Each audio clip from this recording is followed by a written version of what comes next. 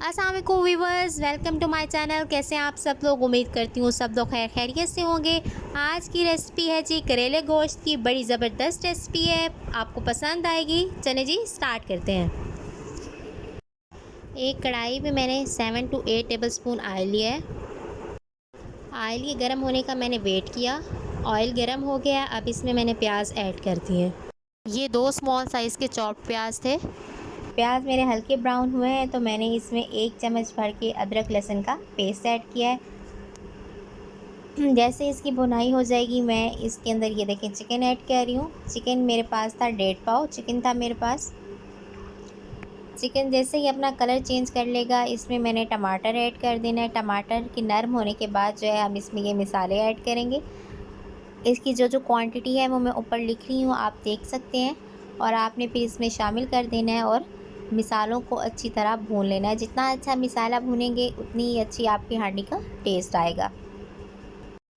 एक तरफ मसाले की भुनाई हो रही है तो दूसरी तरफ ही मैंने कढ़ाई में ऑयल गरम करने के लिए रखा है। जैसे ही ऑयल जो है हमारा गर्म हो जाएगा मैं इसमें कटे हुए करेले शामिल कर दूँगी।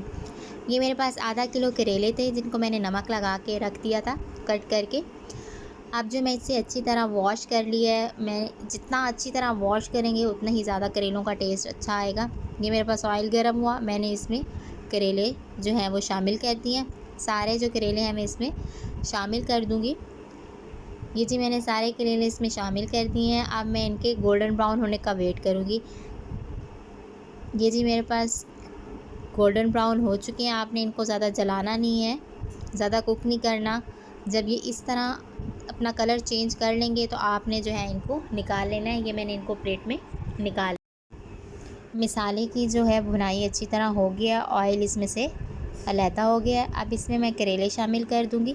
करेले पहले से फ्राई हैं तो हम इनको ज़्यादा से ज़्यादा 1 से आध मिनट भूनेंगे। ये जी मेरे पास 3 अदद मीडियम साइज़ के प्याज हैं कटे हुए, ये मैं इसमें शामिल कर रही हूँ। हमारे घर में जो है करेले में ज़्यादा प्याज पसंद किए जाते हैं तो मैंने ज़्यादा ऐड किया। आप इसको कम भी कर सकते हैं जैसे आपको पसंद हो। ये 3 से 4 अदद जो है मेरे पास सब्ज़ मिर्च है, ये मैं इसमें शामिल करूँगी और अच्छी तरह इसको मिक्स कर लूँगी।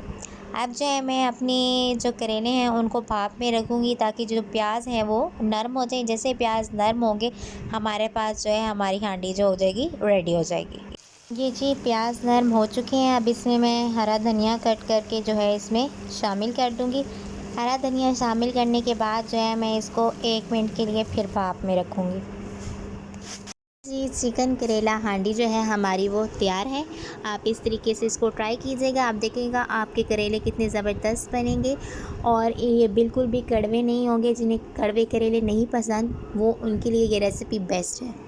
तो इस रेसिपी को अपने घर पे ज़रूर ट्राई कीजिएगा, मुझे उम्मीद है कि ये आपको बहुत पसंद आएगी। एंड पे एक छोटी सी रिक्वेस्ट, अगर आप मेरे चैनल पे नए हैं तो इसको सब्सक्राइब करें, वीडियो को लाइक और शेयर करना मत भूलिएगा। Thank you.